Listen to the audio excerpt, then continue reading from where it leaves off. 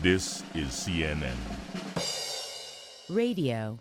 I'm CNN's Emma Lacey-Bordeaux. Last month, North Korean state TV broadcast the following announcement. We've successfully conducted the third underground nuclear test at a northern underground nuclear test site on February the 12th, 2013. And needless to say, there's been quite a reaction. A UN resolution, more sanctions, and a ratcheting up of threats from the North.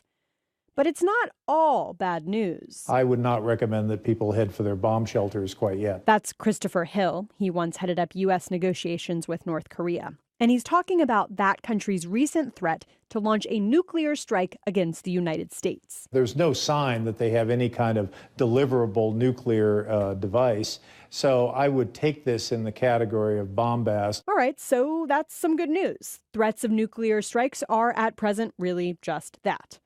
Now on to the not so great news. The decibel level of North Korean threats has gone way up. That's Scott Schneider. He writes about what's happening on the Korean Peninsula for the Council on Foreign Relations. This is just about the 10th anniversary of the establishment of the six-party talks. It's probably a good time to take stock of what has happened and where we are. But before we take stock of where we are, let's explain the six-party talks. So that's Russia, China, North and South Korea, Japan, and the United States. They all got together in 2003 to discuss North Korea's nuclear ambitions. Really, the first meetings in the Bush administration didn't have very much result. But fast forward 2 years in Beijing, lights, camera, and a deal. The North agreed to give up its nuclear program, and the other nations agreed to start normalizing relationships. It was majorly promising. But then...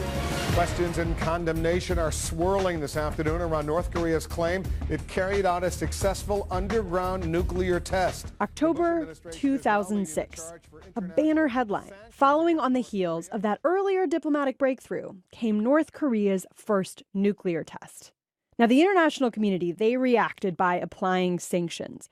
But that wasn't all. Interestingly enough, that first nuclear test had the effect of kind of reviving and catalyzing the six-party process. Now, you might have heard Schneider said six-party process, not six-party talks. And that's because after that first nuclear test, the United States decided to speak directly with North Korea. Really, nothing happened in six-party talks without bilateral dialogue between the U.S. and DPRK. Okay, so could a call from the United States actually put an end to this most recent round of saber rattling? Well, speaking on ABC News, Dennis Rodman, fresh from a headline-grabbing visit to North Korea, said that's exactly what Kim Jong-un wants. He asked me to give Obama something to say and do one thing. He wants Obama to do one thing. Call him. Having an NBA legend ferry political messages. That's exactly the kind of spectacle that the North Korean regime has done so well. Kim Jong-un, much like his father, holds these massive rallies. He gives speeches loaded with propaganda. And recently he paid this epic visit to his troops. They were wading in ice-cold water just to see him. And as in the past, all of these scenes are broadcast on state TV.